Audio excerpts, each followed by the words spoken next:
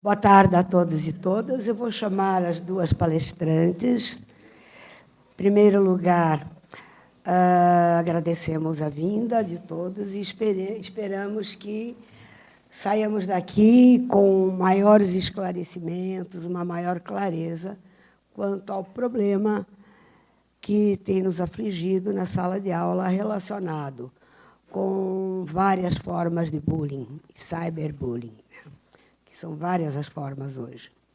Então, eu vou chamar a Yara Gonçalves Dias.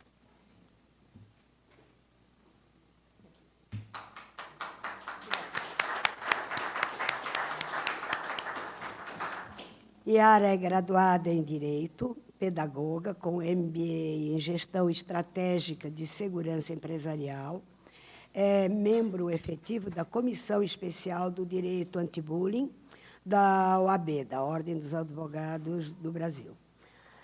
Renata, doutora Renata, advogada e consultora, atuante na área de Direito Educacional e Contratos. Também membro efetivo da Comissão Especial de Direito Anti-Bullying da OAB. Tá bom? Nós combinamos o seguinte: a palestra ela tem uma duração aproximada de 1h10, 1h15. Perguntei, tanto a Renata como a Yara, se elas preferiam deixar eventuais perguntas para o final ou se poderiam ser interrompidas durante a fala. Elas preferem que fiquem para o final, porque, como elas têm toda uma explanação já encadeada, pode surgir alguma pergunta que viria logo depois da explicação. Então, ao final, quem quiser se colocar, quem quiser fazer perguntas, pode fazê-lo. Tá bom? Bom, pessoal, eu vou dar um panorama. Na verdade, nós vamos fazer um voo aí de 1h10, mais ou menos, porque o assunto é muito vasto. Então, é difícil falar tudo num tempo só, mas a gente, já de antemão, se coloca à disposição para perguntas no final. Nós estamos deixando todos os nossos contatos. Se vocês quiserem mandar e-mail, mandar por rede social, não tem problema, a gente responde. Qualquer dúvida que ficar.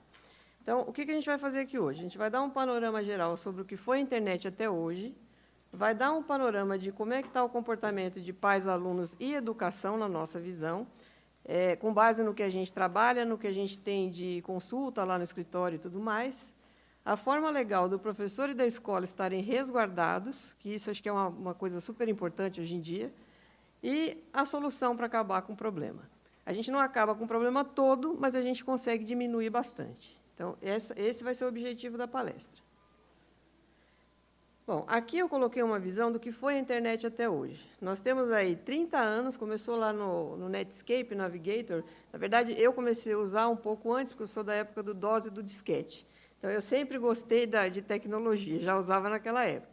Aí, quando começaram esses primeiros navegadores, ficou uma maravilha, né? Porque a gente já podia buscar coisa na internet. E aí, o que a gente percebe nesses 30 anos? A gente vê que, para o cara que bebe e dirige, a gente tem uma campanha, né? Mas para a internet a gente não tem. A gente simplesmente deu a tecnologia para todo mundo e não ensinou a usar. Então, hoje, nós temos a catástrofe que nós estamos tendo hoje. A partir do ano 2000, a gente já começa a ficar mais conectado. Então, a gente já tem a banda larga, tem as redes sociais, a gente já começa a trazer aquele parente que está distante para ficar muito perto da gente. Mas, na verdade, os que estão muito próximos acabam ficando muito distantes, porque a gente não sai mais do telefone celular. Hoje, a gente costuma dizer, né, que existe o hibridismo, que é esse seu pezinho na tecnologia. Então, você já não é mais um ser só biológico. Você está vivendo aqui, mas você tem seu banco na internet, você tem seu perfil na internet, então você está um pouco lá e um pouco aqui. A parte que a gente conhece da internet é essa parte aí que é a pontinha do iceberg. Então, é nessa parte da internet que a gente navega, que é uma parte 100% rastreável. Então, se você colocar um post lá no Facebook, eu tenho como descobrir, eu não, né? O perito digital tem como descobrir de onde surgiu esse post, qual foi a cidade, qual foi o endereço, qual foi o horário, qual foi o dia, tudo com precisão. Aonde que essa pesquisa é um pouco mais difícil, né? Essa rastreabilidade ela é um pouco mais difícil? É na Deep Web. E, assim, Eu vou ser honesta para vocês, eu nunca acessei a Deep Web pelo conteúdo que ela traz. Eu não sei, alguém aqui conhece a Deep Web, não? Já ouviu? Então, já sabe o que tem. Então, o que a gente encontra? A gente tem informação também na Deep Web, não é tudo que é ruim, mas a gente tem as informações ruins. Então, a gente tem comércio de pedofilia, a gente tem comércio de órgãos, a gente tem um monte de coisa que realmente não interessa, né? Está lá. Numa perícia digital, você consegue levantar tudo o que a pessoa está fazendo. Inclusive, na Deep Web também dá para levantar. É um pouco mais complicado, mas dá para chegar a uma conclusão do que tem por ali.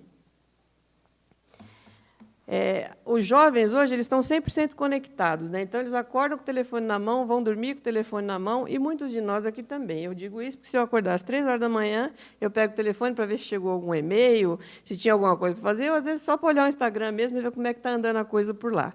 Então, no fim, todo mundo está desse jeito, né? Até minha mãe não sai do Facebook. Minha mãe já tem 75 anos, então ela também está conectada. A internet é legal por isso, né? Que não tem esse negócio de ele só tem 16 anos, ele pode. O outro tem 75, não vai entrar na internet. Não, todo mundo entra. Qual é a grande diferença? A grande diferença é que o jovem ele pula de plataforma muito rapidamente. Então, agora ele está no Facebook, meu pai e minha mãe entraram, vou mudar. Agora eu vou para o Instagram, não, eu vou para o Snapchat. E a gente, às vezes, com um pouco mais de idade, a gente nem tem paciência e nem tem a rapidez deles, né, para falar, não, vou mudar de plataforma também, vou dessa para aquela outra. Até porque administrar a rede social é um negócio meio complicado, você acaba perdendo bastante tempo. Hoje, o grande problema que eu vejo em tudo, inclusive na questão principal aí que andaram me perguntando pelas redes sociais e tudo mais, é a questão da influência da mídia. Infelizmente, a mídia não tem influenciado positivamente. Eu já dei algumas entrevistas, e, quando eu dou entrevista, eu sempre falo, olha, você quer entrevista, tudo bem, mas você vai colocar exatamente o que eu estou falando. Se sair uma vírgula fora, a conversa já não é mais essa. Porque a gente não pode ser imparcial quando a gente transmite uma notícia. Se a gente é muito imparcial, como está havendo agora esse negócio de eu acho que esse é o certo, eu vou publicar isso. Eu acho que aquilo é o certo, eu vou publicar aquilo. A gente acaba fazendo uma confusão de todo mundo contra todo mundo. E isso é errado. Para juntar com essa falta de imparcialidade, ainda vem o quê? A falta de reflexão. As pessoas parece que elas não estão mais críticas. E, muitas vezes, o pai não ensina também o filho a ser crítico sobre aquilo que ele está ouvindo. Então, o grande problema que a gente tem a resolver começa em casa. Não começa na escola, não começa na política, coisa nenhuma. Então, é em casa, primeiro, que a gente vai chegar lá e falar, olha, meu querido, você está falando que isso é certo, então vamos conversar. Sem brigar, sem discutir, porque, quando a gente chega assim mais para impor para o adolescente, para a criança, ele já levanta a barreira e você já não fala mais com ele. Eu costumo até brincar sempre, né? Eu tenho 2 filhos. Na criação deles, a gente conversando com uma outra pessoa, a pessoa, mas adolescente, você sabe como é que é, né? Eu sempre respondia, não sei, porque eu tenho 2 em casa e a gente não discute nunca. A gente para conversar. Então, se ele vem, eu quero ir na festa e ficar até 3 horas. Eu falo, tá, mas por quê? Porque, assim, o jeito de você quebrar o outro é você começar a perguntar por quê. Então, precisa ter um motivo justo. Se chegar no final e você me provou que você está certo, peço desculpas. Agora, se eu tiver certa, a conversa vai ser outra. Então, você vai fazer aquilo que eu estou falando, vamos conversar. Hoje, o que acontece? Não existe essa reflexão.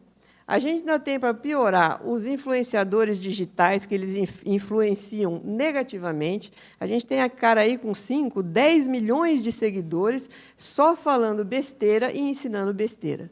O cara com uma audiência dessa, se ele tivesse falando uma coisa mais certa, uma coisa mais séria, a gente teria os jovens pensando de uma outra maneira hoje. A mídia televisiva, e hoje em dia é outra coisa também, que é outro complicador. Eles usam a violência para alavancar a audiência. Então, aconteceu lá um caso no Ceará que um aluno chutou um professor. Aí começa a pipocar 1 milhão de casos. Parece que todos os alunos chutam os professores. Ou um professor gritou com um aluno. Aparece mais 1 milhão de casos, porque eles vão procurar coisas e dizer coisas, e aí eles vão influenciando a pessoa de tal forma que a pessoa que não tem um senso crítico não entende exatamente o que está acontecendo e acaba embarcando na história deles. crimes esmiuçados assim até o máximo. Então, eles vão, nem a polícia investigou tanto, e eles aparecem lá com toda a investigação. Quando você faz uma coisa dessa, para uma cabeça que está em formação, você fica dando ideia. Né? Então, a gente não pode dar esse tipo de ideia. Eu acho assim, na minha opinião pessoal, eu acho que crime é uma coisa que polícia investiga, judiciário analisa e julga. Não tem nada a ver a gente ficar botando na mídia com tanto detalhe. A gente pode pôr, mas não com tanto detalhe porque é desnecessário. Porque, muitas vezes, aquele que está assistindo usa aquilo para melhorar ou fazer igual. E aí a gente tem um complicador muito grande. E o grande problema que a gente tem hoje, né? Tribunal não é mais no judiciário, não, virou WhatsApp. Ou Facebook, né? Dependendo de como é que você tem aí o relacionamento, você vai saber onde é que o povo está julgando mais. A gente julga, condena, sem ter prova, sem saber o que está acontecendo, a gente simplesmente bota lá. Então, assim, você gosta desse cara? Tá, mas esse cara é errado, então nós vamos matar você por causa disso. E eles vão para cima, eles xingam, não tem mais educação. A gente fala, o digital não é digital, não. Ser ético, a gente não é ético só no mundo digital. A gente é ético e responsável antes do mundo digital, até porque a gente, pelo hibridismo mesmo, a gente não consegue separar. Né? O mundo digital não está separado do analógico, como a gente costuma dizer. Muitos pais, eles mesmos não têm ética. E tem professores que, infelizmente, também não têm. Então, a gente tem que falar, mas o professor não tem ética? Não, porque ele é um ser humano. Então, ele erra. Eu erro, ela erra, todo mundo é passível de erro. Agora, o que a gente tem que ver? Como é que a gente vai resolver esse problema desse erro? Né? Só se a gente mudar o comportamento realmente, mas mudar o comportamento de todo mundo. Não adianta a gente querer mudar o professor ou calar o professor que a gente vai resolver o problema do aluno. Não vai. Calar o aluno também não vai resolver o problema. O problema é todos passarem a ser pessoas mais reflexivas e mais críticas. Pararem e analisarem o que é certo, o que é errado, porque a gente não tem realmente mais como dissociar o mundo virtual do mundo analógico. A gente tem hoje pais muito permissivos. Então, ou são permissivos porque têm medo de perder o amor, ou porque não estão nem aí mesmo, e aí a coisa vai andando, né? A gente, lá no escritório da Renata, às vezes atende pais, e isso tem se tornado cada dia mais recorrente. Chega o pai lá, olha, a escola não está entendendo o meu filho, ele tem TDAH. A gente olha e fala, ok, vamos conversar então para ver como é que é esse TDAH aí.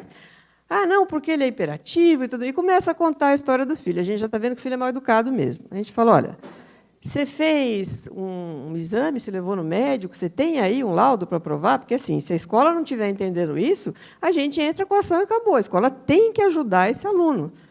Não tem. Mas você já levou no médico? Não, também não levei. Então, como é que você diz que ele tem TDAH? Você é o médico?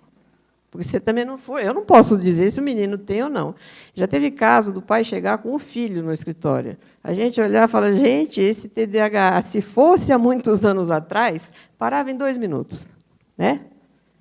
E, às vezes, sem brigar mesmo. Lá em casa mesmo, eu nunca precisei brigar, tirar nada do lugar, está no meu livro. Falou, olha, vamos conversar o que você pode e o que você não pode. Então, a gente não pode generalizar. Esse aí é o livro que eu escrevi, esse é meu livro. Ele tem muito de pesquisa, muito da minha vida e da criação dos meus 2 filhos. E eu costumo falar, né, que quando a gente cria o filho para refletir, para pensar no que ele está fazendo, para ele respeitar o outro, a gente não tem problema com a segurança pública. Enquanto a gente tratar filho como está sendo tratado hoje, que a gente vê o problema e deixa para lá, a gente vai ter cada vez mais medidas punitivas e cada vez menos solução. Porque você não consegue trazer o cara ali na rédea curta na base da lei. Você tem que trazer na base da reflexão mesmo. É importante a gente fazer a criança e o adolescente respeitar, mas respeitar por refletir. Então, por exemplo, no caso dos professores que têm sido filmados, na minha opinião, é assim, está filmando? Tá, então nós vamos conversar. Por que você está filmando? Você sabe que eu tenho... Porque o brasileiro ele tem muito aquele negócio de a lei não existe. Né? A Renata vai falar daqui a pouquinho sobre a questão da legislação. Então, primeiro a gente precisa divulgar que existe uma lei que diz que você não pode usar a imagem do outro. E depois a gente tem que divulgar que você tem que respeitar o outro. E é o que não está acontecendo. Então, o cara está filmando, em vez de você chegar e falar, para, você fala, não, vamos conversar, por que você está fazendo isso? E tenta deixar a criança ou o adolescente explicar. E aí você explica o quanto ele está errado. Porque é função do professor, tanto quanto do pai, dar o exemplo. E brigando ou impondo, a gente não vai conseguir nada. A gente tem que fazer, eu digo sempre, né, o certo é você respeitar pela reflexão. Então, você quer fazer uma coisa, você chega para o outro e fala, eu posso fazer? Não, não pode. Por quê? Então, nós vamos conversar, nós vamos refletir e nós vamos chegar a uma solução. Quando a gente educa filho, priorizando valores, impondo limite, a segurança pública ela não precisa de medida punitiva e a gente vai viver muito mais harmonicamente. Se a gente não conseguir entender isso aqui, a gente vai continuar vivendo a guerra que está vivendo hoje. Daqui, eu falo que é a parte mais chata da palestra, porque é a parte só jurídica, né? A parte só jurídica é dela. Bom, a primeira lei é a Lei 13.185, de 2015, que finalmente traz a definição legal do que é bullying e do que é o cyberbullying. Além do programa, isso eu vou falar mais adiante. A segunda lei é a Lei 13.227, de 2016, que institui o dia 4 de abril como Dia Nacional de Combate às Agressões na Escola e Combate ao Bullying. E, por fim, a Lei 13.663, de 2018, que é uma lei que foi sancionada para alterar o artigo 12 da LDB, incluindo os incisos 9 e 10, que eu vou falar também um pouquinho mais à frente sobre isso. Mas, afinal, né, o que é o bullying?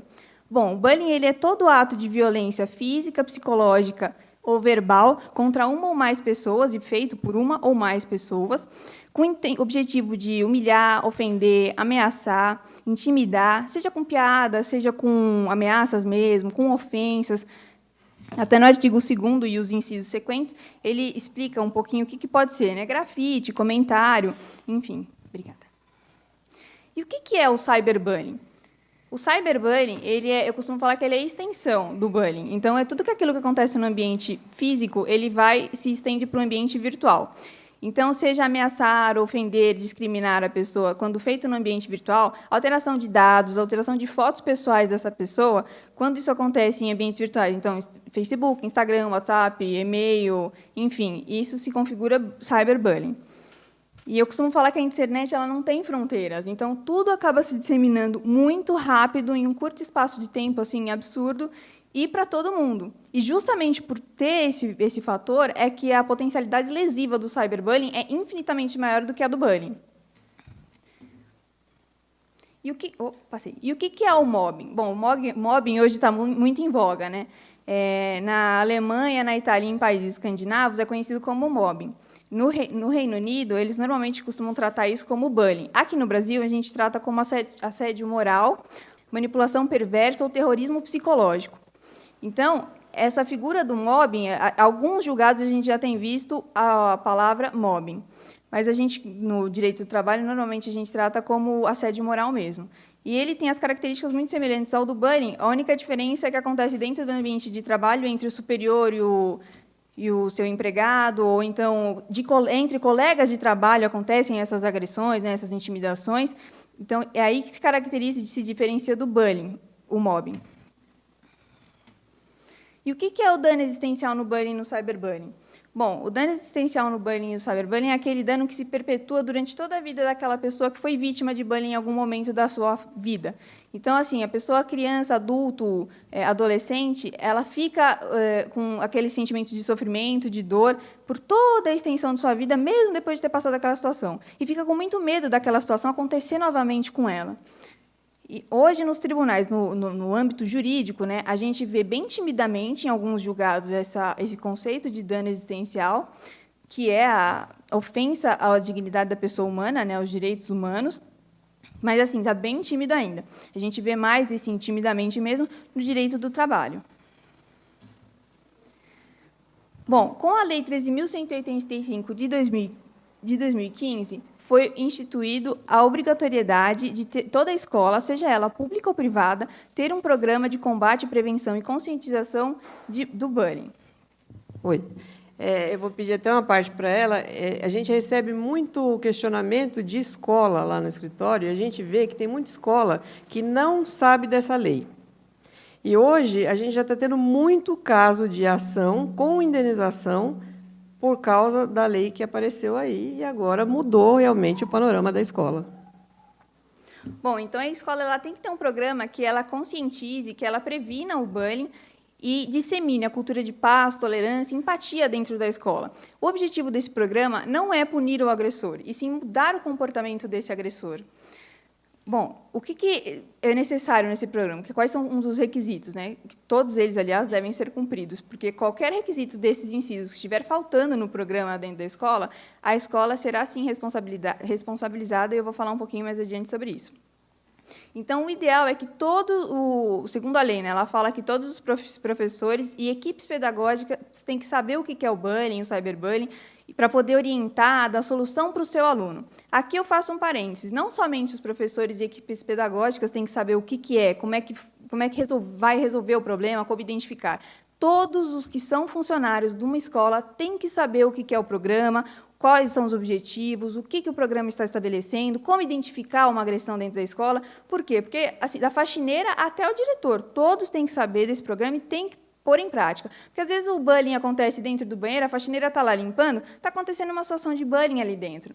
E aí, ela, sabendo como é que identifica, sabendo a situação, sabendo do programa, ela vai olhar e falar, opa, aquilo é uma situação de bullying, vou reportar para alguém para poder ficar de olho nessa situação. Então, é muito importante que todos os funcionários estejam engajados desse programa. Não somente, na lei ela fala professores e equipe pedagógica, mas não somente isso. Tem que ser um conjunto mesmo.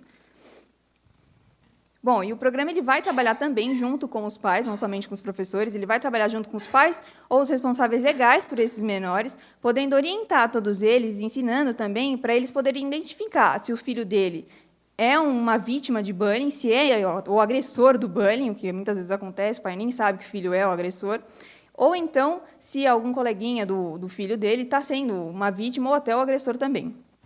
E, por fim, esse programa ele tem que ter assistência psicológica, jurídica e social, tanto para a vítima quanto para o agressor do bullying. A proteção da reputação escolar. Bom, esse é um tema que é muito importante também, que às vezes a escola não dá muita importância. O cumprimento da lei, ele significa preservar a sua reputação, preservar a reputação escolar. Até porque reputação é diretamente ligada ao valor dessa escola. Então, às vezes as pessoas acham, né, mas o custo do programa de bullying, será que vai ser muito caro? Será que vai ser muito barato? Às vezes o custo é infinitamente menor do que o risco efetivamente materializado. Um dano, um abalo reputacional muito grande na sua instituição. Por exemplo, ocorreu um caso de bullying ali dentro, a sua reputação, quando cai na mídia, a sua reputação pode ir para o ralo. E aqui até a gente costuma falar do caso da escola base. É um caso clássico da reputação, que o abalo reputacional daquela escola foi absurdo, né? Bom, e as pessoas costumam achar, né, mas eu vou ter o programa, a escola tem o programa, então ela vai, com certeza, sanar 100% todas as situações de bullying, nunca mais vai ter bullying dentro da escola. Está errado. O programa de bullying ele ajuda bastante a prevenir e a combater esse problema, mas ele não vai sumir com o problema 100%, até porque eu costumo falar que o risco não vai acabar, porque ele faz parte do negócio. Então, os gestores educacionais eles têm que estar cientes disso. O programa ele vai ajudar e muito, mas o risco faz parte do negócio. Então, eventualmente, pode acontecer, sim, uma situação, mas, pelo menos, vocês terão um programa, né? E aqui eu não falo nem apenas do dano à reputação da escola, eu falo também do agressor de bullying, por exemplo. Hoje em dia, as pessoas eu coloquei aqui, né, um punhado de areia jogado ao vento. As pessoas falam alguma coisa e qualquer coisinha que você falar na internet é exatamente como um punhado de areia jogado ao vento. É muito difícil, você consegue catar alguns grãozinhos, mas não todos. E, às vezes, acaba ficando em algum lugar, em algum site, e esse agressor que vai procurar, eventualmente, um emprego ou vai ser contratado, hoje em dia todo mundo dá um Google. Eu vou contratar alguém, vou dar um Google ali, vou googlar, virou um verbo, né, agora. A pessoa procura e vê, aquela pessoa cometeu aquele ato, né, antigamente, fica difícil. Isso, então, acaba gerando uma situação que gera muita repercussão, não só na vida pessoal dessa pessoa, mas, inclusive, na vida profissional dele. Então, isso é muito importante a gente sempre frisar. Bom, eu acho que todo mundo aí lembra do caso da escola base, né? Pelo menos... Não, então, eu vou explicar. O que aconteceu? Duas mães... a gente já é mais velhinho, né? Nós já somos arquivos vivos aqui. Às vezes eu olho isso e falo, gente, eu estou ficando velha, porque olha as coisas que eu estou sabendo. Então, o que aconteceu? Uma escola de educação infantil, duas mães acharam, elas não tinham certeza, que os filhos estavam sendo abusados pelos relatos das crianças, né? Eu, honestamente, com tudo que eu vi na mídia, não entendi como chegaram nessa conclusão. Mas, enfim, as mães acharam isso, foram para a delegacia, diziam que as crianças saíam no horário de aula, iam lá para uma casa, assistiam filmes pornográficos e eram abusadas sexualmente. Resultado, erro da investigação na época, porque esse caso eu acompanhei de perto, vendo tudo que aparecia de reportagem. Eu ia atrás de tudo para saber, porque ainda a minha filha era pequena, eu falei, bom, mãe sabe como é que é, né? Por mais que você trabalhe com as coisas, você vai atrás para saber o que está acontecendo. E eu mesma, das coisas que eu via relatada, eu falava, poxa, tem alguma coisa que não está encaixando nessa história. E realmente não estava encaixando. Tanto que agora foi provado que nada aconteceu. Foram erros em série, tanto na investigação quanto na parte do judiciário. E, de novo, eu falo, né? Às vezes a pessoa pensa, fala, já ouvi isso, inclusive, você é contra a mídia. Não, não sou contra a mídia. Eu sou contra a mídia que não é imparcial. Então, você não pode condenar e julgar uma pessoa, uma empresa, sem você saber o que aconteceu realmente, que foi o que aconteceu no caso da escola base, né? Se tivesse ficado só no âmbito policial e judiciário, a catástrofe não tinha sido tão grande. Porque ia andar, ia ficar por ali, ia resolver e pronto. Quando jogou para a mídia, a manchete do jornal era um negócio incrível. Essa era a manchete do jornal Notícias Populares da época. Certo que quem não é dessa época não vai saber, mas no Notícias Populares a gente brincava até que se a gente torcesse, saía sangue, né? Que ele era bem complicado. Mas, olha, a Kombi era motel na escolinha do sexo. Isso era a chamada da notícia. O que você pensa quando você lê um negócio desse? Fala, pô, eles estão matando as crianças lá dentro, estão fazendo tudo o que você pode imaginar e mais um pouco.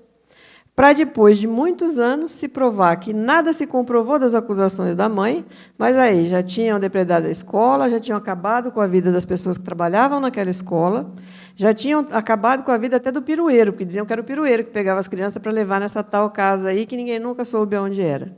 Então, por isso que a gente tem que tomar muito cuidado com a reputação da escola. Bom, a condenação do bullying e cyberbullying é responsabilidade civil da escola. Com a Lei 13.663, de 2018, foi sancionada para alterar o artigo 12, incluindo os incisos 9 e 10. O que trata esses incisos? O que aconteceu com essa inclusão nessa lei? Bom, a responsabilidade civil das escolas foi aumentada, tanto escolas privadas quanto escolas públicas. Ou seja, elas são obrigadas agora a ter o programa de combate, prevenção, conscientização, tanto com relação a agressões à escola e principalmente focado ao bullying. O grande problema que eu tenho observado hoje é que as escolas não cumprem essa lei. Não cumprem nem a Lei 13.185, muito menos essa alteração da LDB. E o que isso acarreta, né? Aliás, muitas delas, inclusive, falam que não cumprem a lei porque não sabiam. Gente, escola não pode jamais falar que não sabe uma lei. Aliás, ninguém pode falar isso, porque, segundo o artigo 3º da Lei de Introdução ao Código Civil, ninguém pode se escusar de cumprir uma lei alegando desconhecê-la. Então, essa desculpa acaba não colando, sinceramente. Desculpe, mas não cola. Bom, a partir dessa lei, dessa obrigatoriedade, as escolas que não tiverem o programa, e aconteceu um caso de bullying, ou simplesmente não tiverem o programa, o serviço da escola, os serviços educacionais hoje são tratados são tratados pelo direito do consumidor. Ou seja, a prestação da escola será defeituosa, segundo o artigo 14 do Código de Defesa do Consumidor. E, segundo o artigo 186 e o 932 do Código Civil, a escola ela é responsável, independente de culpa. A responsabilidade da escola hoje é objetiva. Então, independente de culpa, ela vai responder, sim, se acontecer alguma coisa dentro do seu ambiente. Ela será responsabilizada legalmente dentro do ambiente. Hoje em dia, a gente vê também muita escola falando mas a situação de bullying não aconteceu dentro da escola, aconteceu no ciberespaço, aconteceu na internet, a escola não tem nada a ver com isso. Está errado também, porque as escolas, apesar elas procuram não interferir nesse problema porque falam que não são da alçada dela. E, na verdade, porque muitas vezes o bullying acontece na escola e aí ele acaba indo para a internet, ou, ao contrário, ele acontece na internet, no ciberespaço, e vai para o ambiente físico. Então, a tecnologia ela removeu totalmente essas barreiras físicas, né? Esses limites. Saiu dos pátios da escola e vai para a internet, a escola acaba sendo responsável igualmente, da mesma forma como se tivesse acontecido dentro da escola.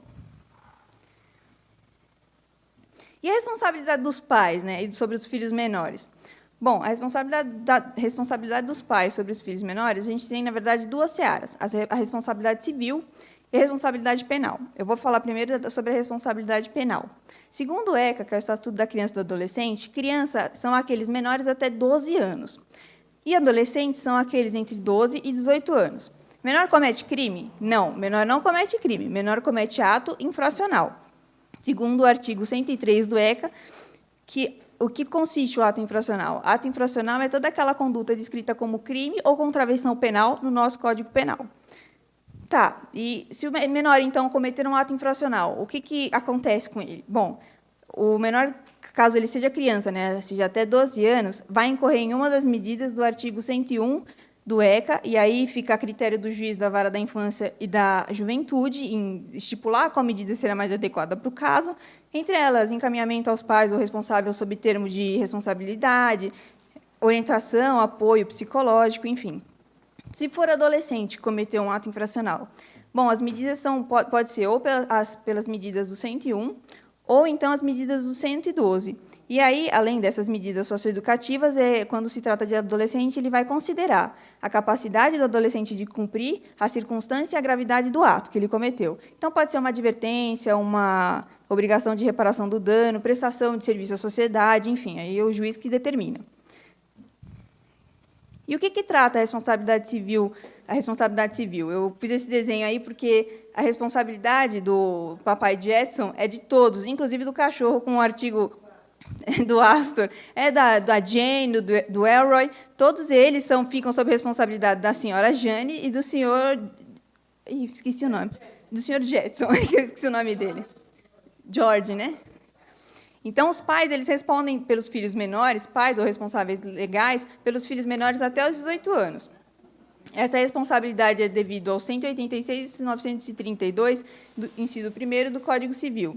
E essa responsabilidade, bem como a das escolas, é uma responsabilidade objetiva, ou seja, independentemente de culpa, o pai vai responder, sim, por todos os atos que o filho menor cometer. Ah, mas o meu filho cometeu, lá, ele é um agressor, ele é o bully, ele está fazendo bullying contra os coleguinhas e na internet eu não sabia, não vi, não fiquei sabendo. Não interessa, o pai vai responder sim, porque é dever dele, é dever de vigilância, de guarda que o pai tem sobre o menor, então ele vai responder por esses atos do filho menor. Ele deveria ter vigiado o filho, ter acompanhado o filho sobre todos os atos que ele estava fazendo, que ele vai responder numa seara civil, se eventualmente houver uma ação de indenização. E aqui é muito importante vocês ficarem sabendo que a responsabilidade civil e penal elas são independentes. Então, muitas vezes, a pessoa acaba sendo processada no âmbito penal e, às vezes, a pessoa não quer dar continuidade no âmbito civil. Isso não há problema nenhum. Ou pode, então, incorrer pelas duas searas e tomar os dois caminhos. E como a gente comprova um ilícito cometido na internet? Bom, tudo que está no meio eletrônico hoje é possível de se utilizar como prova. É perfeitamente possível também saber a autoria dos crimes que acontecem na internet. Ela até comentou no começo da palestra, não achem que a gente está escondido na internet com um perfilzinho fake, que, na verdade, a gente não está. Uma hora a gente vamos descobrir quem somos. Bom, já no país mesmo, no Brasil, há alguns casos que foi concedida a ordem judicial, inclusive para poder ter o histórico das conversas no WhatsApp. O que mais tem acontecido, né, liberação de ordem, concessão de ordem judicial, para poder ver o histórico de conversa, né, ter essas conversas no WhatsApp. Então, ofensa, foto vazada, tudo em grupo de WhatsApp, tudo fica documentado. Ah, mas em grupo de WhatsApp só um responde, só o administrador. Não. Todos que estão no grupo, aquele que riu, aquele que mandou carinha rindo, piscando, fazendo dedão, aquele vai responder junto com o administrador. Aqueles que ficaram calados enquanto alguém estava sendo agredido também responderão junto com o administrador do grupo. Isso é muito comum mais em WhatsApp e Facebook, né, que tem aqueles grupos, e aí sempre tem esses conflitos. Então, o que a gente faz para poder preservar, para poder comprovar esse ilícito? A primeira coisa que você faz é preserve a prova. Então, dê um screenshot na tela, ou um print screen, imprima, salve tudo. Se for no grupo de WhatsApp, salve quem são os contatos que estão naquele grupo, ou no grupo do Facebook, quem está ali interagindo junto. Faça um backup das conversas, enfim, deixe tudo salvo, tudo documentado. Depois disso, você imprime, se for possível, né? Você imprime para você ir até um cartório de notas, para fazer uma ata notarial. O que é uma ata notarial? Ele dá a autentificação da imagem, né? Da imagem que você está levando. Preparem o bolso, porque a ata notarial normalmente é bem salgada. Em alguns cartórios, a primeira folha é uns R$400 e as subsequentes 200. Então, dependendo de quantas folhas vocês forem levar, preparem o bolso, porque é salgado mesmo. Depois de imprimir todas as provas, você vai numa delegacia e faz um boletim de ocorrência. Com certeza, procure um advogado. Esse aí é até um caso recente de uma administradora de grupo que foi processada e teve que pagar a indenização, porque no grupo todo mundo começou a fazer piadinha, inclusive ela, e ela não cessou as agressões, ela não mandou todo mundo parar. Então, ela respondeu, sim, por R$3.000 em danos morais. E no TJ também já teve um caso, esse foi um caso até inédito, que condenou duas usuárias, porque uma fez o post xingando um veterinário, a outra foi lá, curtiu e não contente, foi e compartilhou ainda aquele post. As duas responderam por isso, responderam e cada uma teve que pagar R$20.000 de danos morais. Bom, tudo que a Renata está falando leva a gente a pensar, né? O que tem acontecido na escola? A gente tem visto criança fazer coisa que não podia e ninguém fazer nada. E ninguém faz nada por quê? Porque não responsabiliza pai e mãe. Então, a gente tem que começar por aí, responsabilizando pai e mãe. Então, a escola é ética, é justa, é imparcial. Pai e mãe também tem que ser ético, justo, imparcial, para poder criar filhos dessa forma. Senão, a gente continua insistindo naquela mesma... Vamos continuar chovendo no molhado, né? Não vai se resolver nunca. Esse respeito que eu falo, ele tem que vir de casa. Muitas vezes a gente fala, a gente está dando uma palestra de direito digital, mas o que tem a ver a família? Tem a ver que é a família que ensina quem está lá na internet. Sabe, o pai que chega em casa e não vai lá dar uma busca no computador do filho para ver o que está andando, o que está fazendo, o que está acontecendo, ou não vê no telefone, ele está sendo omisso. E, se ele estiver sendo omisso, a lei tem como resolver o caso. Então, as pessoas precisam, primeiro, saber que existe a lei e que a lei obriga o pai a ter responsabilidade sobre o filho.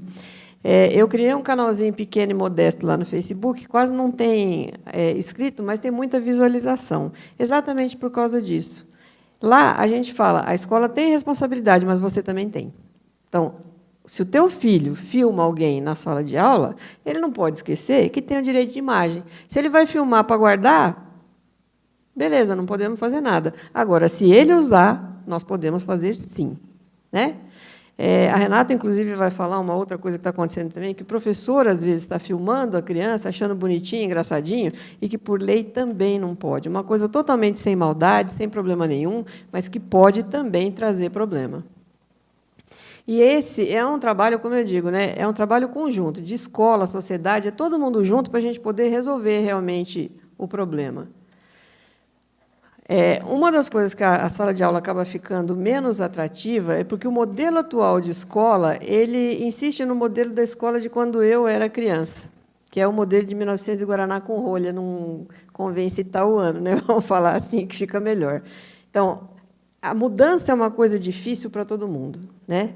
Para mim, não, que eu sou uma pessoa que gosta de mudar. Então, lá em casa, a gente costuma brincar. Eu dou um treinamento de palestra da Disney, porque a gente dá esse treinamento em cima da cultura organizacional da Disney. Se a escola levasse esse treinamento para dentro da escola, ela ia ver que a coisa ficava diferente. A gente tem que se liberar um pouco daqueles preconceitos e começar a mudar. Mudar para a gente poder ter paz e poder trabalhar em paz dentro da escola. Então, quando o professor ele fica naquela coisa mais do século XIX, aquela aula mais engessada, aquela coisa de eu estou transmitindo conhecimento para você, você tem que ficar sentadinho aí na carteira e me respeitar. E aí você pega um aluno que não respeita e fica te infernizando a aula inteira, como é que você consegue equacionar isso? Sabe, como é que eu, professor, vou disputar com o Facebook, com o Instagram, com o YouTube? Não tem como, você perde. Agora, se você ressignificar a sua aula, você com certeza vai ganhar. Eu digo isso, inclusive, na educação de filhos, né? Todo mundo fala, não, porque meu pai fazia isso, eu acho isso um absurdo, eu não vou fazer. Eu não. Muita coisa do que minha mãe fazia, eu ressignifiquei para usar com os meus filhos. E deu super certo. Então, a gente tem que sair desse negócio antigo, né? Não, aquilo eu não quero, com meu filho eu vou fazer diferente, nós vamos mudar o mundo desse jeito. Na verdade, a educação não muda muito, não. Ela muda a forma com que ela está sendo passada hoje. Mas, no fim, Se a gente for ver a base é a mesma de anos atrás. Mas a gente precisa se adaptar a essas novas mudanças. Então, aquele aluno que você chegava e falava, se todo mundo falar e ninguém sai para o recreio, na minha época, eu, como uma aluna boa, que só faltava botar fogo na escola, que eu era minha mãe era super séria, eu era uma aluna infernal, eu reconheço isso, e sempre estudei em colégio de freira, né? Por muito pouco, às vezes, eu saí para colégio normal. Então, imagina, eu era a desgraça da escola, ninguém queria. Eu via, a pessoa falava, se ninguém ficar quieto, ninguém sai da sala de aula. Eu falei, bom, se eu fizer, eu fico. Se eu não fizer, eu fico, vou fazer, não vai fazer diferença. Né? Então, a gente tem que mudar isso. E você muda isso como? Falando, olha, vamos fazer um espaço de cooperação. Porque quando a gente tem esse espaço de cooperação, a gente faz o outro ficar quieto e ouvir. Essa questão de adaptar a tecnologia, né, eu costumo falar que a escola fala que tem tecnologia, quando você vai conhecer a escola, ela tem lá um computador, diz que tem acesso à internet e passa filme. E, na verdade, tecnologia não é isso. Né? É impossível um professor que não entende nada, que não tem rede social nenhuma, chegar na sala e querer falar alguma coisa de rede social, porque ele não vai entender. A gente só entende aquilo que a gente vivencia, aquilo que a gente teve alguma experiência. Né? Por isso que eu falo, a tecnologia está aí e está sendo cada vez mais usada, mas a gente não pode entender que a tecnologia seja simplesmente você ter uma lousa eletrônica e passar um filme para a pessoa assistir. A gente tem que... O professor, hoje, o papel dele é de ser mediador dessa tecnologia. Porque o que acontece? O aluno ele não tem a experiência que a gente tem para trabalhar o conteúdo. Então, o conteúdo, pode crer, a internet tem muito mais que você como professor. Tem daqui, tem da Noruega, tem de tudo que é lugar. Então, você não consegue absorver tanto conhecimento assim, né? Só a máquina mesmo vai fazer um negócio desse. Então, como é que eu vou batalhar com ele, que tem toda a internet para chegar para mim e falar, olha, o que você está falando aí, fulano falou que não é. Então, o que você faz? Você vai dar uma aula, você chega lá, você vai antes, pesquisa o que tem, a fonte segura, traz a informação. E aí você fala para ele, fala, agora nós vamos discutir. Se ele vier com a informação da internet, você, como mediador, você vai tratar aquela informação. Aquilo vai fazer sentido para ele. Ele vai te olhar e falar, porra, não é que o cara entende? Porque o que ele vê? Hoje em dia, o aluno olha para a cara do professor, sobretudo os mais velhos, e esse cara não manja de nada. Nem sabe. Olha, vou contar uma coisa aqui para vocês que eu achei super engraçado. Um dia eu fui na loja com minha filha, cheguei lá, aí a mulher, olha, mas você tem que ir lá cadastrar. Cadastra para sua mãe o e-mail dela, tá? Eu olhei e falei, uai, mas como assim? Cadastra para sua mãe, por quê? Aí perguntei para ela, falei, por quê? Ah, não, porque assim, os mais velhos não entendem de internet, né? Aí minha filha começou a rir e falou, é melhor eu deixar ela cadastrar. Porque ela é minha filha, aliás. Dá para ver pela semelhança. Né? Aí ela falou, olha, melhor deixar ela fazer, porque se for para fazer eu não vou conseguir, está complicado, deixa ela que ela se vira. Porque, assim, umas pessoas têm mais facilidade, realmente, para lidar com a tecnologia. Né? E eu falo, como eu sou da época do DOS, eu nunca trabalhei com tecnologia, mas sempre fui apaixonada por tecnologia. Então, eu estou sempre procurando, tentando descobrir mais coisas e tudo mais. E isso é necessário. Né? Se você quer ter uma sala de aula mais vibrante, mais ativa, é necessário você saber tratar essa informação toda que a internet traz. Não adianta a gente ficar esperando a escola implantar uma tecnologia. O legal é a gente mesmo ir e procurar. Porque isso é uma coisa que não custa nada. Se você não souber, tem curso que é de graça, então é fácil de você aprender e é fácil de trazer para a sala de aula. Agora, difícil é mudar. Né? Mudar, a gente tem que fazer, às vezes, um esforçozinho a mais. Aqui, a gente não consegue mais separar, dentro de uma sala de aula, o que é o analógico e o que é o digital. Então, hoje, a gente costuma falar que o estudo está híbrido, ele está mesclado. Então, você tem que ter os dois para você conseguir manter a atenção. Aquele professor que chega e fala, oh, desliga tudo aí, vamos conversar, você olha para a cara dele e fala, ok, baixa a mão e está ali, no telefone. Dane-se o que você está falando lá na frente, não está me interessando.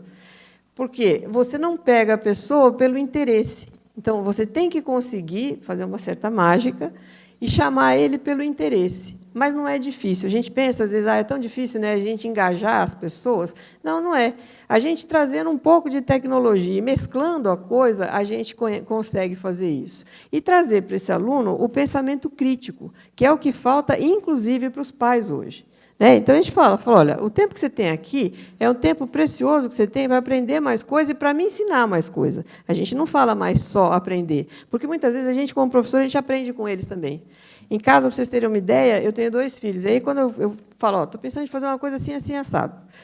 O que vocês acham? Aí chega um, com 20, ela com 26, eu acho isso. Ele com 19, eu acho aquilo. Às vezes ele fala coisa que eu olho e falo, ele não vai falar nada, é criança, 19 anos, não entende, é criancinha. Ele fala, meu Deus, como é que eu não pensei nisso antes? Então, é aquilo, a gente tem que tirar daquilo que está mais complicado para a gente o melhor. E o jeito de tirar é botando todo mundo para conversar realmente. Então, nesse sentido, a criatividade liberada e a inovação são fundamentais se a gente quer conseguir uma sala de aula com todo mundo engajado. Na questão aí da educação digital, eu falo sempre do problema da questão ética, né? Então, você vai me filmar, por que você está filmando? Vamos perguntar. Sabe, é tipo aquilo que eu falei, né, de quando a criança quer chegar tarde em casa. Então, você começa a fazer pergunta para saber por quê. Né? Você fica com as crianças chatas, mas por quê? Por quê? E vai deixando falar. Vai chegar uma hora que ele não vai ter argumento. Não, também, né? Mas, às vezes, é preciso você perder uma aula para você trazer o teu aluno naquele espírito, sabe, de que ele tem que colaborar. Ele está ali num espaço participativo. Ele não está ali para sentar e engolir conteúdo. Porque, para fazer isso, é simples. Eu chego lá, boto um monte de coisa na lousa e pronto. Quando você dá voz para esse aluno, quando ele percebe que ele está sendo ouvido, ele começa a ouvir. Foi assim com a gente, com o pai e mãe. Quando o pai e mãe falavam e não queriam ouvir, a gente também não queria ouvir. A gente impunha resistência. Falava, não, peraí, ele não vai me ouvir, eu sou resistência, não quero saber. Mas, quando ele te deixa ouvir, a coisa fica diferente. Por isso que eu falo que usar empatia, e a gente usa isso muito, a Disney usa isso como ninguém, né? Por que os funcionários da Disney eles são engajados? Eles não estão ali por causa de salário, até porque a maioria ganha salário mínimo. Eles estão ali pela missão deles. E a missão não é uma coisa que você desenvolve em 2 minutos. A missão ela tem toda uma história por trás. Então, você conseguir engajar o seu aluno pela sua missão é que é a chave da questão, para você segurar aquele aluno ali com atenção realmente na tua aula. Óbvio que não é todo mundo, né? Um ou outro você vai perder mesmo, porque nem todo mundo aprende igual, nem todo mundo é igual. Mas isso é uma forma melhor de evitar a resistência dentro de sala de aula. E aí, na questão do cyberbullying, o cyberbullying acontece tanto com o aluno quanto com o professor, né? Porque tem caso de aluno que pega lá a foto do professor e bota para zoar mesmo. Muitas vezes, até em grupo de mãe de WhatsApp, aliás, uma coisa que dá medo, grupo de mãe e grupo de condomínio. São 2 coisas que você olha e fala, meu Deus, lá vem. Alguém fala, você já fica com medo do outro falar, porque se o outro falar, começa o pau. E aí, enquanto não parar, fica aquele negócio que vai ficando desesperador, né? Quando você olha assim, meu grupo está com 500 mensagens, o que aconteceu? Você já pensa, caiu o mundo, Torre Gêmea caiu de novo. Não. São só algumas mães falando mal de um aluno, de um professor, de uma outra mãe, aquele negócio desesperador, por causa dessa falta de ética, de educação, realmente. Né? Quando as pessoas têm educação, elas não ficam com esse negocinho de ficar falando um do outro. Tipo, se eu precisar falar de alguém, eu chego e falo, meu querido, está errado, e aí, vamos conversar? Agora, falar para o outro, isso é muito ruim. Então, como é que a gente faz esse mundo digital ficar mais educado? A gente educando desde pequeno. É a única solução. E como é que a gente faz o adulto se educar? A gente mostrando para ele que a vida mudou. Sabe, não é mais aquela coisa de eu falo o que eu quiser e pronto. Como é que a gente coloca a educação digital nesse nível assim, mais ético, mais responsável? Não adianta eu chegar na escola, fazer uma palestra para o aluno e falar que está tudo resolvido, porque não é assim que funciona. Se a gente não pega de ponta a ponta, a gente não consegue resolver. Então, como é que a gente faz? É vídeo, palestra, jogo, traz o pai, mas, assim, comunicado também a gente pode fazer, sem muita palavra, porque ninguém gosta de ler, não adianta. Né? São poucas as pessoas que querem ler um comunicado. Lê a primeira linha, já sei o que está escrito. Então, a gente vai fazendo campanha de endomarketing para a gente conseguir trazer todos no mesmo espírito. É só assim, quando a gente conseguir esse nível de respeito dentro da escola, que aliás começa dentro de casa, é que a gente vai conseguir ter uma aula mais tranquila. Eu tenho, inclusive, aqui um caso que apareceu lá no escritório da Renata, um caso de racismo. Criança de 5 anos chegou na sala de aula, falou, a professora mandou fazer o grupinho e tinha um negro na sala. O menininho olhou, eu não sento com ele porque ele é preto. Aí eu perguntei para a mãe, e aí? A professora até falou alguma coisa, a escola até falou, mas ficou por isso mesmo. Se eu fosse professora, eu chegava para o menininho pequeno e perguntava para ele, meu querido, se a criança fosse verde ou cor-de-rosa, você sentava? Porque nós estamos tratando de cor. Né? Você achou que ele é preto, se ele fosse verde ou cor-de-rosa, sentava? Então, primeiro, você tem que aprender que nós não temos cor, nós temos uma etnia a ser discutida. E, antes disso, nós temos respeito. Não interessa se ele é negro, se ele é branco, se ele é japonês, se ele é judeu. Isso é o que menos interessa. E aí, em seguida, eu mostraria essa figura. Falar, dessa cor, todo mundo fica igual? Né? Porque, quando a gente tira o que está aqui em cima, não sobra nada a não ser o que é igual para todo mundo. Por isso que eu falo que a gente não pode ficar nessa de vamos defender essa minoria. Não, nós vamos defender o respeito a todos. Porque, quando a gente começa a defender a minoria, a gente começa a criar o apartheid. Bom, o que é as fotos tiradas sem autorização, direito de imagem? O que é o direito de imagem? Antes de falar em direito de imagem, a gente tem que saber primeiro o que são os direitos de personalidade. Direitos de personalidade são aqueles que caracterizam a pessoa. Então, é a sua voz, o seu nome e a sua imagem. Como que eu posso usar a imagem de alguém? Mediante autorização e explicando, falando qual mídia que vai ser exibida aquela imagem. Tá, em algum caso eu posso usar essa imagem? Sim. Em algum caso eu não preciso dessa autorização? Sim, essa autorização é dispensada nos casos, por exemplo, você vai filmar o plano de fundo, tem uma pessoa na frente, mas você não está querendo filmar aquela pessoa, você está querendo filmar o plano de fundo. Então, nesse caso, você não precisa de autorização dessa pessoa. Ou então, em situações em que não é possível identificar ou não são identificáveis aquela imagem, aquelas pessoas que estão ali na mídia. E se causar situações em que se causa dano a uma pessoa, utilizou fora do contexto, aquilo foi usado de uma maneira vexatória para a pessoa, mesmo que você tenha autorizado a utilização da sua imagem nesses casos, você pode sim impedir que se retire a veiculação, que cesse a veiculação. Ou até, se você, nesses dois casos, aliás, né, se você autorizou ou se você não autorizou, caso seja vexatório, dano à reputação, fora de contexto, que muitas vezes acontece isso, né? A pessoa grava, está num contexto, tem todo um contexto, a pessoa grava só aquele pedacinho, que fora do contexto fica, né, um dano à reputação absurdo. E aí a pessoa põe na internet. Em casos assim, por mais que tenha permissão, por mais que a pessoa tenha permitido que seja postado isso, veiculado, ela pode sim pedir que pare, que cesse essa veiculação. E o que eu tenho visto muito isso hoje, ela até comentou um pouquinho, né? Eu vejo muito no Instagram, Facebook, professor que filma aluno. A criancinha de 5 anos, 6 anos, está fazendo um desenhinho, faz uma brincadeirinha que é bonitinha, fofinha, o professor sem maldade nenhuma, que muitas vezes sem maldade mesmo, ele posta, olha que bonitinho meu aluno. Gente, isso não pode. Segundo o artigo 17 do ECA, a imagem da criança ela tem que ser respeitada, a integridade dela é inviolável. Então, por mais que seja sem maldade, sem autorização do pai e da mãe desse menor, você não pode veicular a imagem dessa criança no Instagram, no Facebook, em que quer que seja. E a escola, ela tem direito de personalidade? Bom, a escola não tem direito de personalidade no quesito de som, de imagem, mas ela tem personalidade jurídica. Então, e a marca dela. Então, tudo aquilo que envolve pessoa jurídica, personalidade jurídica, é passível de proteção. Até porque, como eu falei no começo dessa palestra, o dano reputacional é muito grande. Caso haja uma veiculação de uma imagem, por exemplo, no Facebook, né, compartilham a imagem da escola, uma história que não tem nada a ver com aquela que não aconteceu, e viraliza no Facebook. Gente, acaba com a escola isso. E ela tem direito de imagem, sim, também, assim como uma pessoa, apesar de não ter som ou voz, o direito de imagem dela consiste na personalidade jurídica e na marca. Essa questão de respeitar a imagem do outro é um negócio assim super sério, né? Porque a gente tem nas mídias sociais os regulamentos de uso lá. Eu sou uma pessoa meio chata, então várias vezes eu vejo coisa que eu acho que está fora daquele termo de uso, tipo nudez na internet, eu vou e denuncio. Só que o retorno que essa mídia social te dá é um retorno muito baixo. Ela simplesmente te responde, isso não vai contra os nossos princípios. Poxa, está ali, você falou que nudez não podia, não vai contra o seu princípio, então não entendo, né? A gente não sabe qual é o retorno que seria ideal.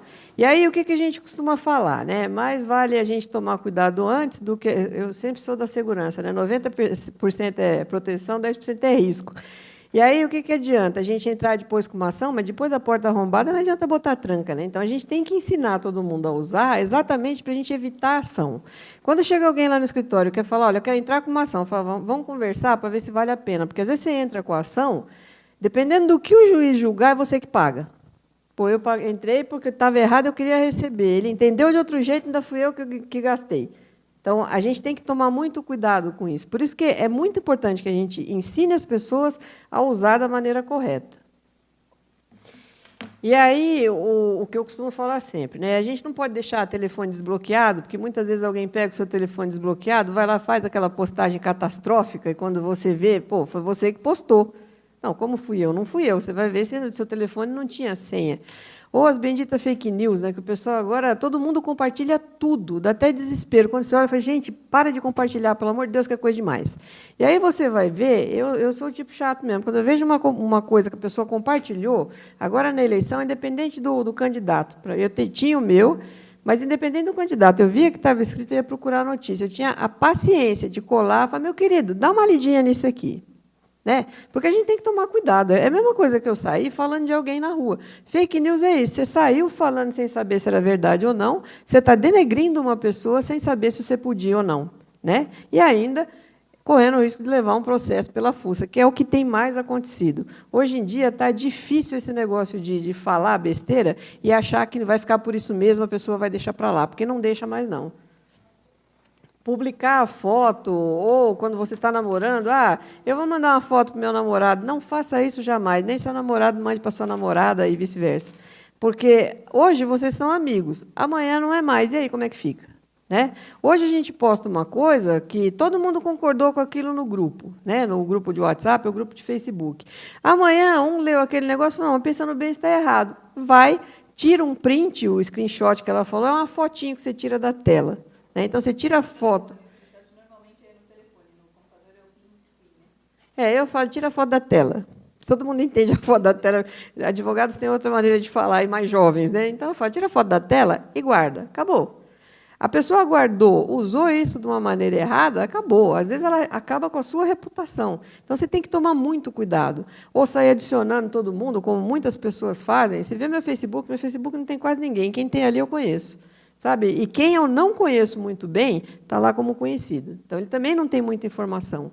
E o problema é que as pessoas pensam que porque está dentro de casa, é uma coisa assim, meio psicológica. Está dentro de casa, eu estou protegido. Mas não, quando você está na internet, você está com o pé no mundo, não é nem na sua rua. Porque uma imagem postada ela pode atravessar o mundo rapidamente. Então, como é que a gente previne o bullying, o cyberbullying, que é feito, inclusive, com o professor, né? Não é feito só com o aluno, é feito, inclusive, dentro de casa, dentro de família, a gente tem isso. A gente, começando pelos valores. Então, a gente tem que ensinar aqueles valores, bem que a mãe, que a avó ensinava, né? Aquela coisa bem antiga. Isso, infelizmente, parece estar fora de moda, mas tem que voltar à moda. Né? A gente está com um movimento agora das pessoas quererem mais ética e tudo mais, e eu espero que isso vingue realmente. Mas que as pessoas não queiram ética de político só, porque não adianta a gente cobrar ética de político. A gente tem que ser ético para cobrar ética. Então, a gente tem que ser honesto para cobrar honestidade. Né? Que é extremamente desagradável quando a gente sai do Brasil, escuta certos comentários, é brasileiro, a pessoa já até olha daquele jeito. E a gente tem que mudar isso. Né? E a gente só vai mudar isso ensinando desde pequeno. O respeito professor-aluno, não pelo medo, mas pela reflexão. Isso tem que existir. E aí, as rodas de conversa em sala de aula, a gente perdeu uma aula, às vezes, a gente ganha muitas outras. Foi o que eu falei agora há pouco. A gente tem que fazer isso se a gente quer manter tudo no mesmo espírito de harmonia. Fazer combinado com os alunos, por exemplo, um telefone em sala de aula não pode. Para você fazer um combinado desse que não pode, coloque no seu contrato educacional. Não corra risco. Então, a escola ela tem que ter uma gestão mais democrática, porque é aquilo que eu falei, quando o aluno ele se entende ouvido, ele para ouvir mais. Ela tem que ser sempre imparcial. E acolher também o professor, porque a gente tem caso de escola que não acolhe o professor. O professor está tendo lá um problema em sala de aula, ele vai relatar, isso eu falo porque eu já tive esse tipo de relato nas mídias sociais, falo, olha, eu estou falando, a escola não está me ouvindo. Pô, se você não ouve quem está trabalhando com você, você não bota embaixo do teu guarda-chuva, como é que esse cara vai trabalhar? Você concorda? Ele, para ensinar, ele precisa estar com a cabeça tranquila, ele não pode estar ali preocupado com o que vai acontecer daqui a pouco. E implantar um programa de compliance com um canal de denúncia que seja ético e imparcial é fundamental se a gente quer realmente tomar cuidado com a reputação da escola. Implantar a disciplina positiva é uma coisa que o pessoal não fala muito. Né? A disciplina positiva ela é um meio de encorajamento. Então, você encoraja o seu aluno a pesquisar realmente, a ir atrás, você é imparcial, ele traz aquela informação, você ensina ele a dialogar respeitosamente, você motiva o seu aluno, não através de recompensa, mas motiva o aluno mostrando para ele que aquilo é importante para ele. Porque quando as pessoas só fazem aquilo que é importante para elas. Se não for importante para mim, até vou olhar, mas não vou olhar com tanta atenção. Quando eu começo a perceber que aquele conteúdo é um conteúdo legal, pô, eu vou ficar. Quando eu percebo que aquele professor está me ouvindo, às vezes até o conteúdo não é tão legal assim, mas eu vou ficar porque pô, o cara está falando, eu tenho que respeitar. Eu estou ouvindo porque eu gosto desse cara, eu vou respeitar. Né? Então, é aí que a gente vai pegando o aluno da gente e trazendo o aluno mais no nosso espírito para dentro da sala de aula. Quando você trabalha com disciplina positiva, você cria pessoas mais reflexivas. Mas é aquilo, né? Aquilo que eu falei, a escola tem que estar junto com os pais, tem que trazer os pais também nesse mesmo espírito e mostrar para eles que isso existe. Né? Que ele pode trabalhar em um clima que não seja ameaçador com o filho dele dentro de casa. Quando a gente consegue fazer isso, a gente tem uma escola muito mais inclusiva. Então, aí não vai ter aquele caso que eu citei do menininho de 5 anos falando que não ficava com o outro porque era preto. Por que o menino de 5 anos está com esse discurso? Porque ele vê isso em casa. Né? Então, se ele vê em casa, ele reproduz. E o adolescente e o cara que está lá no primeiro ano de faculdade está fazendo a mesma coisa que o menininho de 5 anos. Os da faculdade, pior, né? Porque eles entram nas universidades, aí, sobretudo nas públicas, aí eles vão para aquelas festas que eles loteiam a mulherada como se fosse carne no açougue. Mas é brincadeira, é trote. Né? Pode. E aí eles vão para a rede social fazer discurso ético. Nós não podemos ser machistas. Sabe, é aquela coisa que a pessoa não aprendeu a pensar, ela aprendeu a reproduzir o que ela está ouvindo. Então, se ela está ouvindo que é ético não ser machista, ele reproduz. Mas ele não deixou de ser, porque ele aprendeu isso em casa. E ele continua daquele jeito.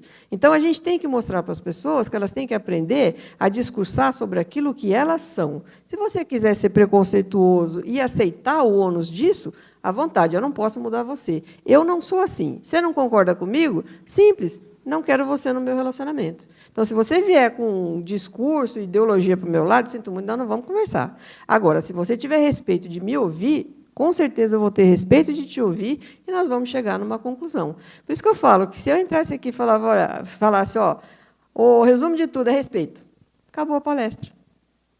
Pronto. Porque é só isso mesmo. É o respeito que você ensina a teu filho pequenininho lá dentro de casa, para você chegar nessa escola mais inclusiva. Na questão do programa de compliance, ele é fundamental no dia de hoje. Antes, o compliance ele era usado só para banco, passou a ser usado em banco, empresa e tudo mais. Na escola, ele quase não existe, né? O pessoal não põe. E é fundamental, porque o programa de compliance, quando ele é bem alinhado, ele blinda a sua reputação para os seus consumidores. E hoje, depois do advento do Código do Consumidor, a escola tem uma relação de consumo com aquele aluno que está lá dentro. Eu tenho, inclusive, um caso que aconteceu numa universidade aqui de São Paulo. O reitor teve lá uma acusação de um problema que seria um problema legal. A universidade, em vez de afastar aquele reitor até resolver o problema, porque aquilo seria uma mancha grande para eles, não, ela deixou ele lá, ele foi, se justificou, disse que não era aquilo, e a mídia desceram o pau. Falando que era isso, que era aquilo, estava junto, era associado. Poxa, se você tem uma escola, a mídia está falando isso, o que você faz? Você afasta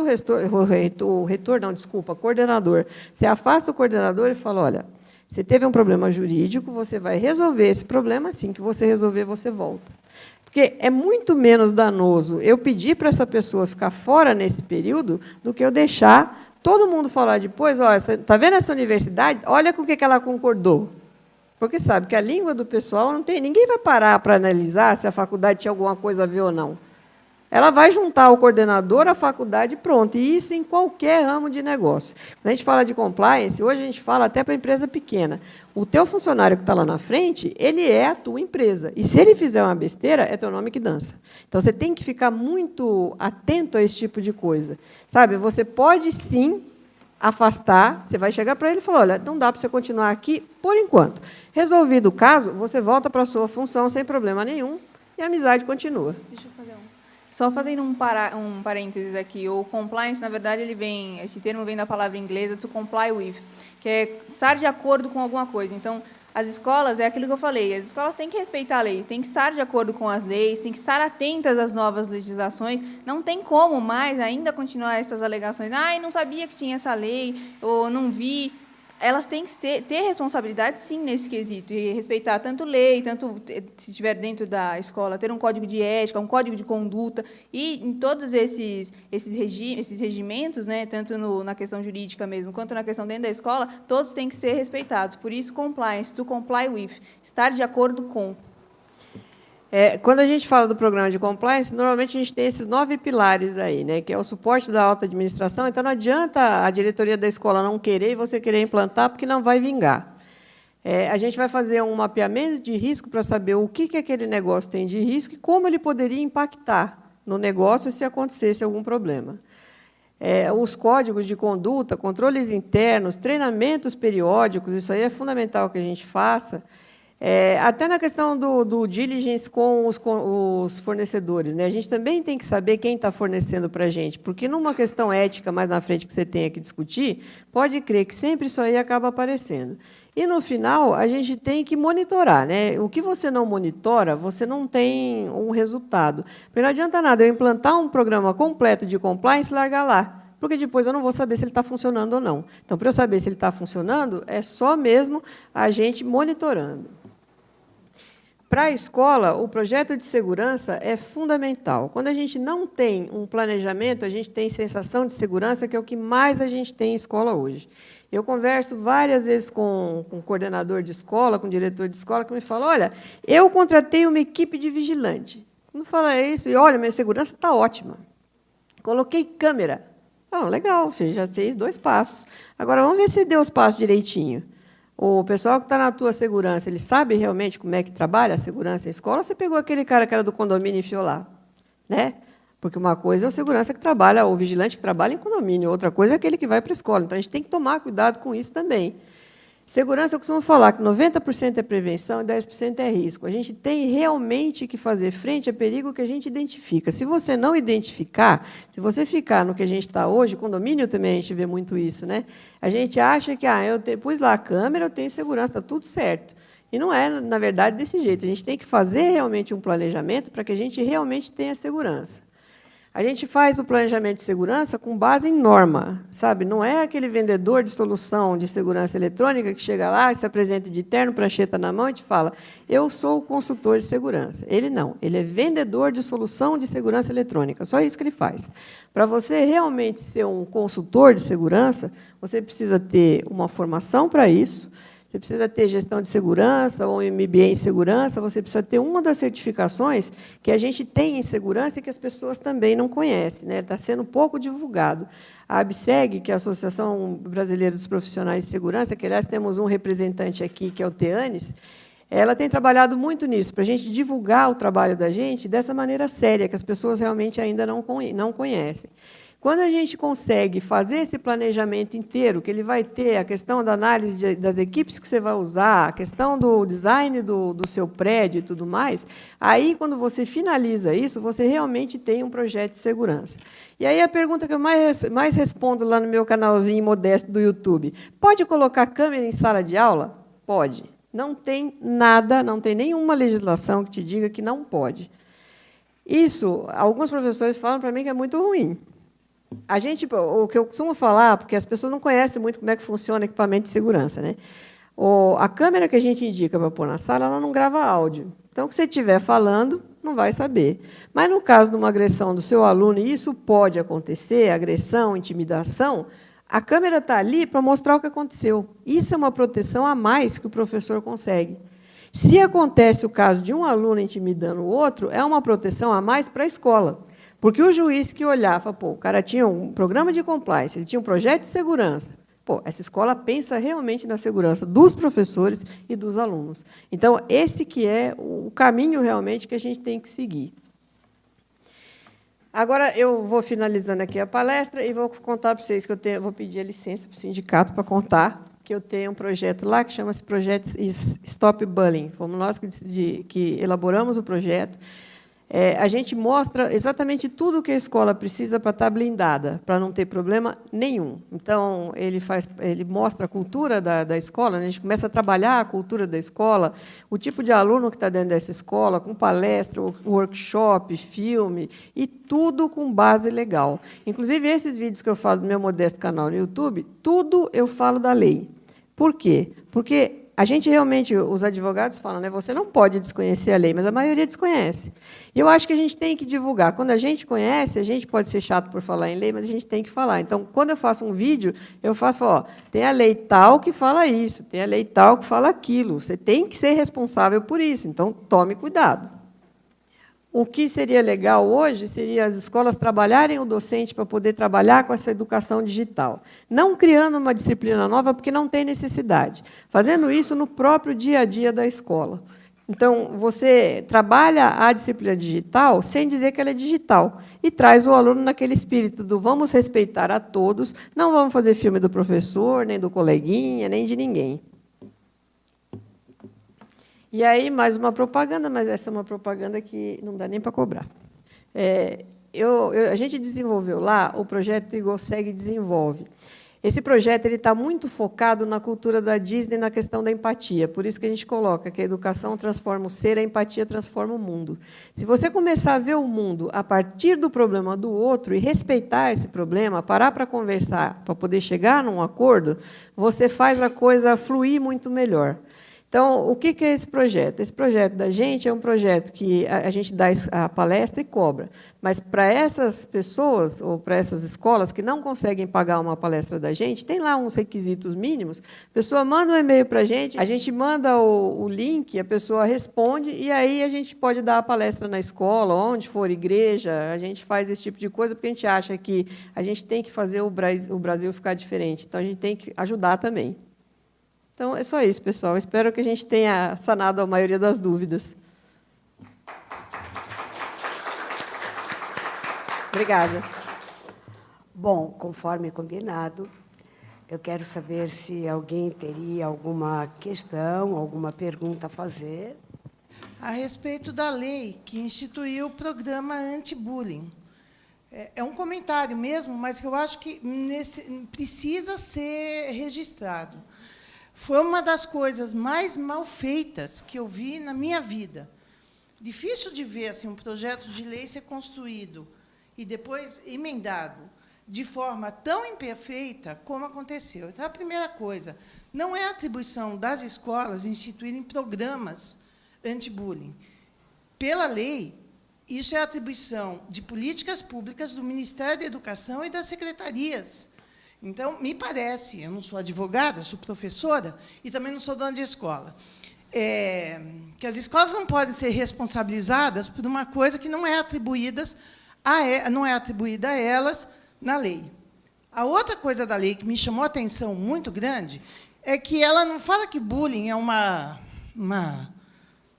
é alguma coisa produzida na escola. No caput, nos artigos, isso, em momento algum, está escrito. Ele dá uma definição muito ampla de bullying, como alguma coisa que é contínua, e que vai de um espectro que vai de pilhéria até abuso sexual. E me surpreendeu muito, na época, o Simpro, inclusive, tentou intervir nisso.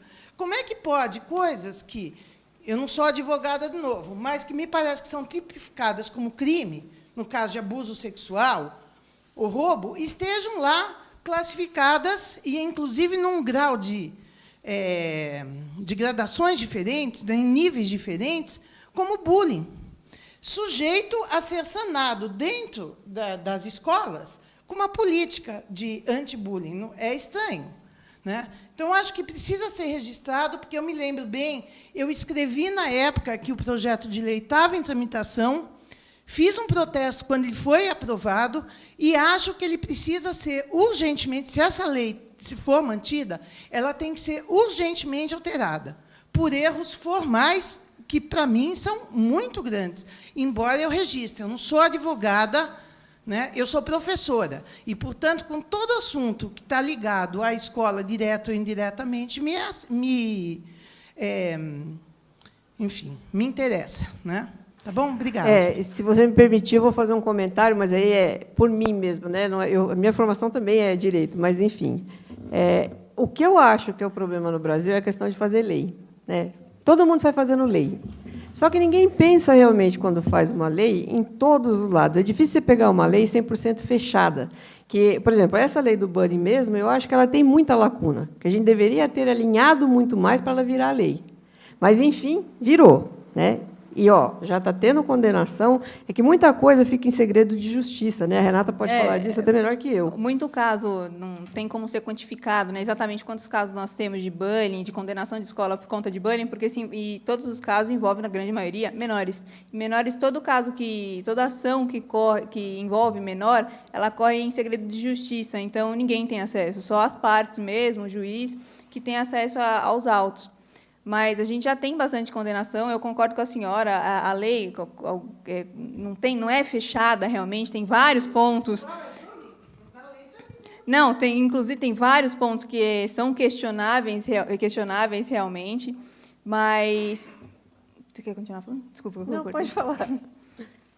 Não só isso, porque essa questão de ameaças, ofensas, e muitas vezes não é só uma ofensa boa, você é bobo. Não, já entra em crime mesmo, injúria, difamação, calúnia. E a lei acaba ficando com certas lacunas, de fato. A senhora não está errada, não, é isso mesmo.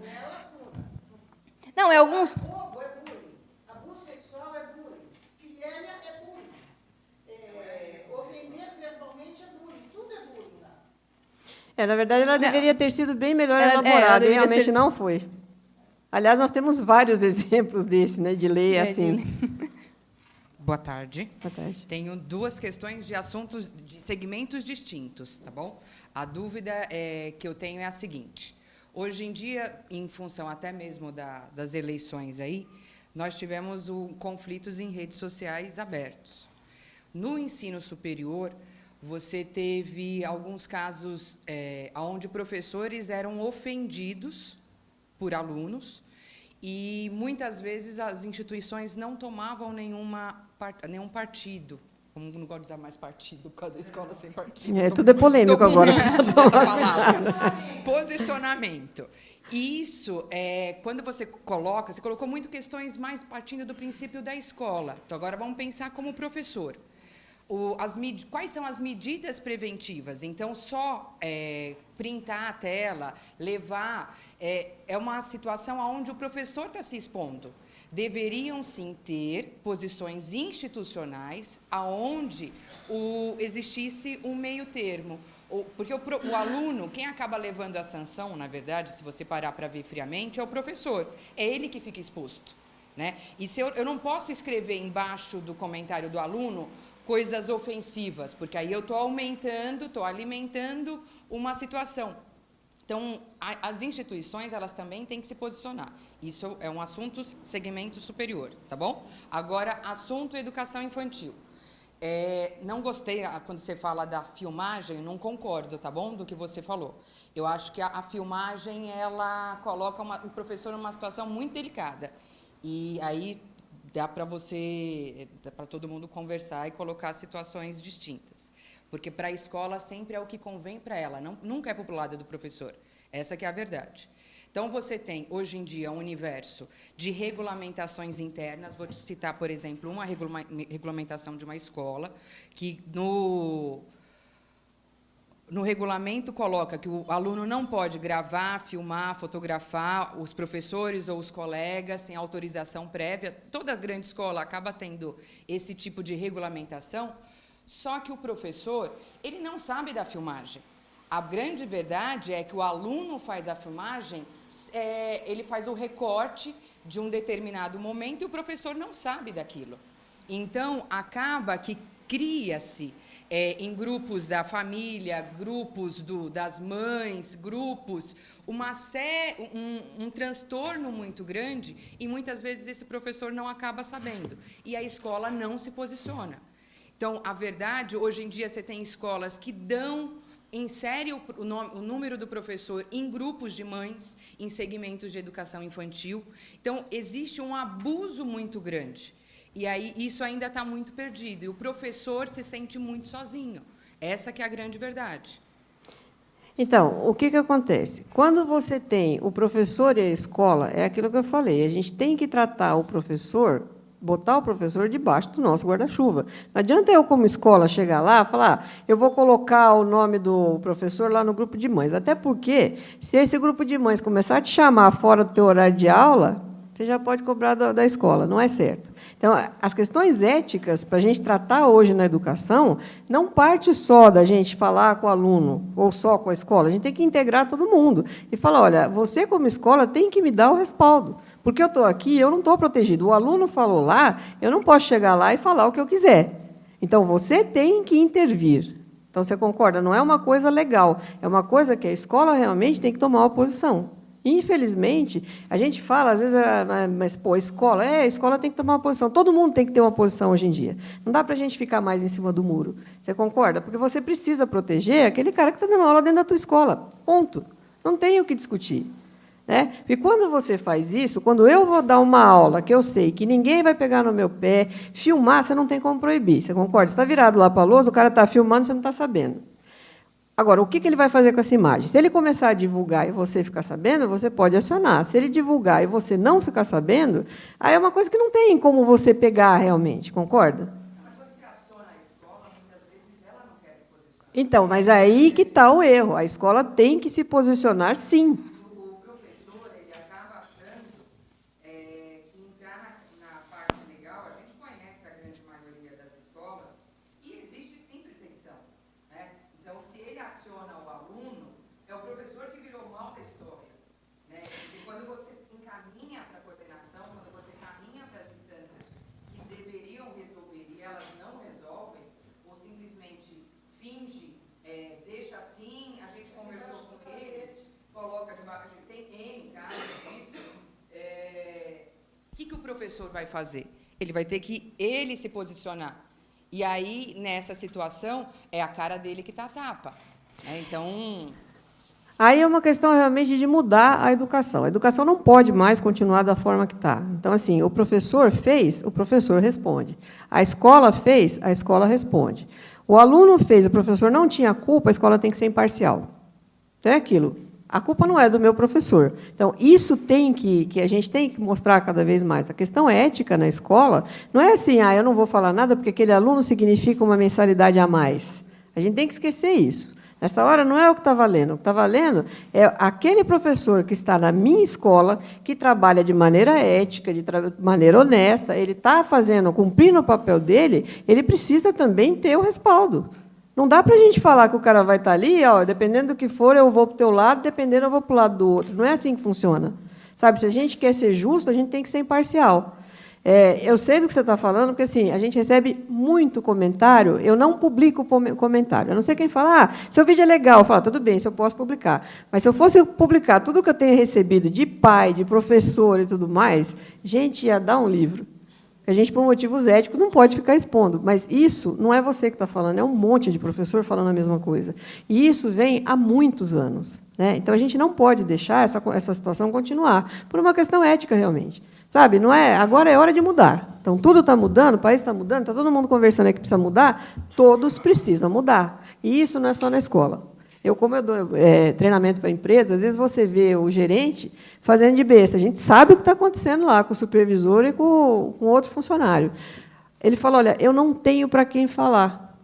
Porque, se eu falar, o cara ou vai me mandar embora, ou ele vai me botar numa situação de mobbing, que é o que ela falou aí, então fica pressionando mesmo o tempo inteiro. Então, isso é uma questão muito pessoal. Né? As pessoas precisam aprender que elas precisam respeitar os outros, independente de posição. Se isso não mudar, nada muda. Ok, gente. Devido ao horário, alguém tem alguma pergunta que queira? Você tem? Oi, boa tarde. Sobre o uso de imagem. No nosso contrato de matrícula, né, da escola que eu trabalho, os pais assinam um contrato no ato da matrícula e tem uma cláusula que fala do uso de imagem. Mesmo tendo essa cláusula, a gente pode usar a imagem dos alunos, por exemplo, na página da escola, no Facebook? Olha, a Renata pode falar isso para você melhor do que eu, mas eu vou falar uma coisa como mãe. Eu coloquei meus filhos numa certa escola que vinha lá, seu filho poderá ser fotografado, eu coloquei um adendo. Falei, olha, Está no contrato, eu não sou obrigada a aceitar isso. Vou colocar aqui, meu filho não será fotografado, não será filmado, a não ser com autorização expressa. Caso você queira filmar porque ele é um aluno brilhante, beleza. Só que você vai ter que ter essa autorização. Eu autorizo depois, não, nós vamos ver. Agora, engolir isso no contrato eu não acho certo. Muitas vezes, se a imagem for veiculada, é aquilo que eu falei, se for veiculada e a pessoa olhou e falou, não, eu autorizei, mas eu não acho que, se for de fora do contexto, causa uma situação de vexame ou qualquer coisa do tipo, acha que está ofendendo a honra, pode sim pedir para tirar, para não divulgar. Por mais que você tenha no contrato autorizado, tem como você pedir posteriormente que se cesse a veiculação. Mas a dúvida é a seguinte, é legal deixar na página do Facebook da escola? Tem essa cláusula no contrato. Então, por exemplo, teve um evento hoje, a gente tirou foto do evento, publicou na página do colégio. É permitido isso ou não? Se está na cláusula do contrato, sim, não tem problema. É a página oficial do colégio, né? Assim, o que não pode é uma página que não seja oficial, não seja autorizado pelo colégio. E se for uma outra professora, né, por exemplo, está postado na página do colégio, a professora compartilhou as fotos desse aluno, da turma dela, na página pessoal dela. É permitido ou não? Aí eu acho uma questão que até acho que a gente costuma falar, né, que é complicado o professor ter um perfil particular e não um perfil profissional. Porque muitas vezes acaba entrando em conflito, né? Isso é bem complicado. O professor, a gente não sei se você comentou, mas é muito importante o professor, a gente fala como um conselho, uma dica, é o professor ter uma página separada do profissional, se quer realmente ter um perfil profissional, né, um perfil que tem os alunos e tudo mais, ter um perfil separado, um perfil profissional do pessoal. Minha opinião pessoal, se o aluno for menor, nem tem esse perfil. Porque é aquilo, se você pegar um celular de um adulto, eu fui lá, sou um homem, vou dar um exemplo, comprei um celular, dei para minha filha. Ela foi lá, tirou fotos sensuais de biquíni. Minha mulher foi lá, me acionou, falou, olha, ele é pedófilo. E aí, até você provar que focinho de porco não é tomada, a coisa vai longe. Então, até com isso, você tem que tomar cuidado. Quando um adulto tem um celular no nome dele, dá para aquela criança e ela vai tirar foto, ele é responsável por aquilo. E, dependendo do tipo de acusação que você tiver, você vai ter que provar que aquilo não era um... eu não estava tirando foto da minha filha de biquíni, foi ela que tirou foto de biquíni lá? E aí, como é que você vai provar? Então, eu acho assim, quando a gente tem esse tipo de questão, que é um negócio complicado, com menor, é melhor não colocar. É melhor evitar. Então, usa lá a página da escola. Lá está todo oficial. Na sua pessoal, por isso que ela falou... eu acho um negócio super legal. Às vezes você vê, é bonitinho, você vê, ela mesmo tem amiga professora, tudo, que põe lá foto. Para a gente é engraçadinho. Mas um pai mal intencionado, ele vai lá e ele falou, eu não mandei você fazer isso, como que você está usando a imagem do meu filho? E aí, como é que você vai? O que você vai falar? Falar, mas eu usei sem maldade. Né? Fica um negócio complicado. Então, é melhor a gente usar uma conduta só que não coloque a gente em risco. Porque depois a gente não sabe quem é que vai defender a gente, né? Porque na hora que der o pipoco, a escola vai falar, mas ele fez por conta própria, né? E aí você está sozinho. Então é melhor realmente, se quer postar, posta na página da escola, pronto. Porque lá o pai já deu autorização, ou o pai chato como eu disse que não vai postar e pronto. Obrigada. Pai chato, mãe chata, desculpa. Mais alguma questão? Bom, antes de terminarmos, a Yara trouxe alguns livros que ela gostaria de sortear, não é isso? Como... São 10 livros, na verdade, mas a gente tem mais pessoas. Então, não, assim, mas vamos excluir os diretores. A gente vai sortear, assim como a Mas gente não também está não muito dá. com parâmetro para sorteio, a gente vai pegar pelo aniversário. Então, se alguém fizer aniversário 12 de janeiro, ganha o livro. Pode ser 16 de janeiro? Calma que nós temos mais gente em janeiro. 17. 22? Acho que é melhor dar para o de 16 de janeiro. Onde está? Olha, deixa eu falar para vocês, o 12 sou eu, 17 é...